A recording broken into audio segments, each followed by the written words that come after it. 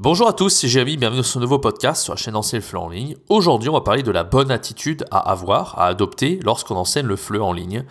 Donc, comment se comporter en plein cours, vraiment, voilà, comment faire pour faire des super cours de par son attitude. C'est ce qu'on va essayer de voir dans ce podcast. Avant que ce podcast commence, je vous invite à rejoindre ma formation gratuite qui s'appelle 3 jours pour se lancer en tant que prof de FLE en ligne sans aucune expérience, en partant de zéro.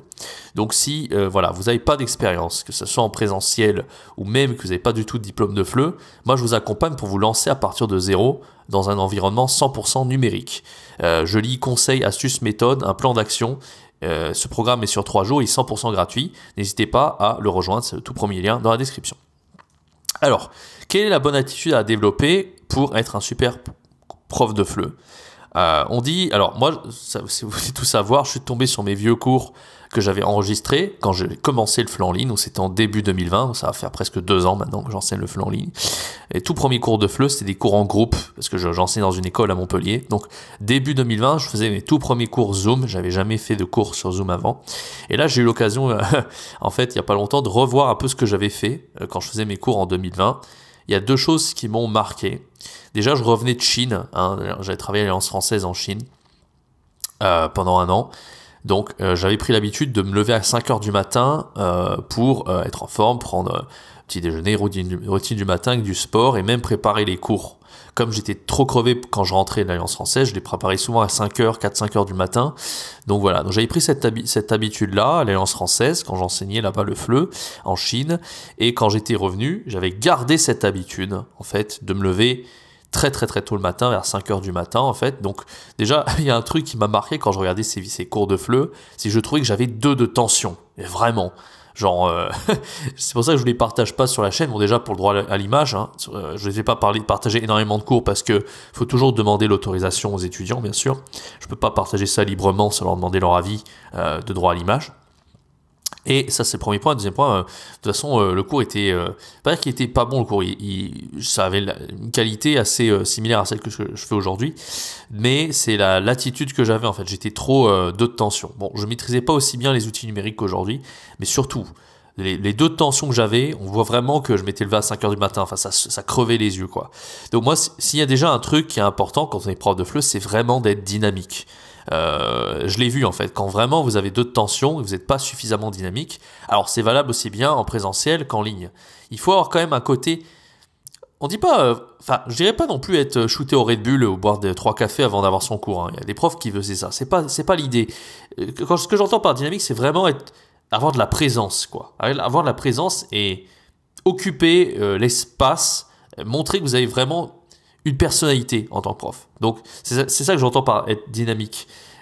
C'est pas non plus que l'apprenant il s'ennuie pas toutes les 5 secondes et que vous soyez complètement crevé après 1 heure de cours. C'est pas l'idée, mais en tout cas c'est vraiment voilà, d'avoir une certaine prestance en tant que prof. Ça déjà c'est assez important. C'est vrai que, alors après, quand on veut être trop dynamique, moi ça m'est toujours arrivé, j'ai toujours été à 200% dans mes cours, vraiment faire le mieux, votre mieux et donner tout ce que vous avez, c'est très important. Par contre, faire attention à pas vouloir trop bien faire non plus, parce que quand vous faites trop bien, à chaque cours de 1 heure, ça va vous fatiguer de plus en plus, et même des fois quand vous faites une journée de 5 heures de cours, moi ça m'est arrivé d'être complètement crevé après 5 heures de cours parce que j'ai été trop à fond tout simplement. Voilà, donc ça j'en ai fait des vidéos sur la chaîne, je vais mettre les liens en haut à droite de l'écran. Ne pas hésiter à faire des pauses, ne pas hésiter donc à bien s'organiser, ça c'est important. Et bien évidemment, même quand vous avez 5-6 heures de cours, quand vous êtes vraiment à 200%, vous serez fatigué. Donc l'idée c'est vraiment d'avoir une super hygiène de vie. Alors moi je sais pas trop comment on peut faire quand on est indépendant si on s'intéresse pas au développement personnel, mais c'est quand même pour moi indispensable, hein. Surtout qu'il y aura peut-être un nouveau confinement bientôt. Donc vraiment pour tous ceux qui se lancent à l'heure actuelle sur italki par exemple, je vous conseille vraiment de faire du sport tous les jours si possible. Moi c'est vraiment tous les matins toujours sport, douche froide, méditation si je peux, grand petit-déj, etc. Et je fais ça vraiment, il n'y a pas un seul jour que je rate. Mais vraiment, quand vous êtes indépendant, il faut vraiment que votre hygiène de vie soit au top du top et que vous soyez équilibré dans votre vie, tout simplement. Donc ça, c'est vraiment quelque chose qu'il ne faut pas négliger. Mais j'en ai souvent parlé aussi dans les autres vidéos. Je vais essayer de mettre tous les liens en haut à droite de l'écran. Voilà, donc faire attention au burn-out. Et il y a un autre truc aussi pour éviter d'être trop crevé, ça c'est un truc, mais c'est vrai que c'est pas facile de le faire en cours individuel. Parce que quand vous êtes sur italki, vous aurez plutôt tendance à avoir un seul apprenant devant vous.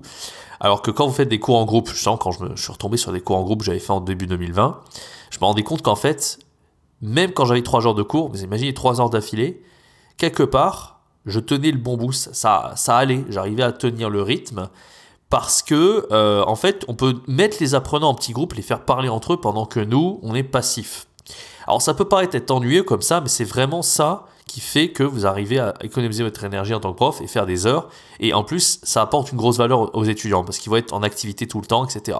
Donc un bon cours de FLE, c'est quand même le prof qui est plus passif que l'élève. Le problème, vous l'avez vu, je vous ai présenté les cours de FLE que je fais en ligne. Je suis pas forcément passif parce qu'effectivement, quand on a un élève et que c'est un cours particulier, c'est individuel, le prof est assez actif quand même. On peut pas trop mettre l'apprenant tout seul, sinon le cours est extrêmement ennuyeux et pour vous et pour l'apprenant. Mais il faut quand même arriver à trouver des activités maximum où l'apprenant, il va être en autonomie. Ça, c'est important, d'accord, pour pouvoir économiser son énergie à soi et pour que l'apprenant il puisse en retenir un maximum. Donc, comme vous le savez, en cours de FLE, c'est toujours l'apprenant qui doit produire plus que l'enseignant en temps normal. C'est vrai qu'en cours individuel et en cours en ligne, c'est plus difficile à faire qu'en présentiel. Mais il faut quand même aller vers ça, aller vers cette idée de mettre l'apprenant au maximum en autonomie. Voilà. Donc voilà, par rapport au côté développement personnel, comme je vous le disais, par rapport au fait de vraiment faire attention à son hygiène de vie quand vous êtes indépendant, j'en ai déjà beaucoup parlé avec le podcast que j'ai fait avec Tom de la chaîne Apprendre une langue. Pour tous ceux qui n'ont pas vu ce podcast, que ça fait quand même longtemps que je l'ai fait avec lui, je crois que ça date de avril ou mai dernier je pense, quand j'étais à Taïwan.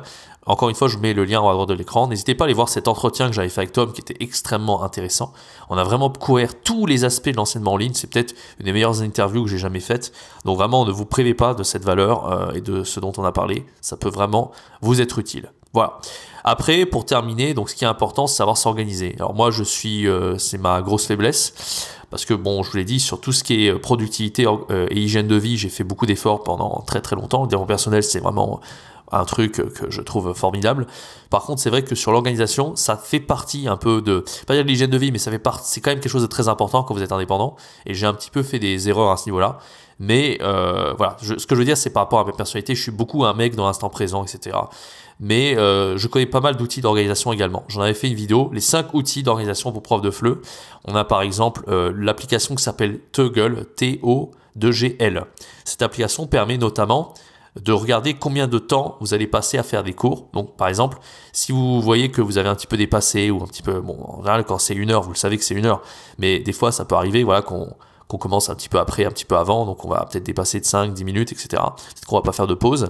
Et ça permet réellement de comptabiliser, en fait, combien de temps on met, par exemple, à préparer un cours, à faire un cours, etc.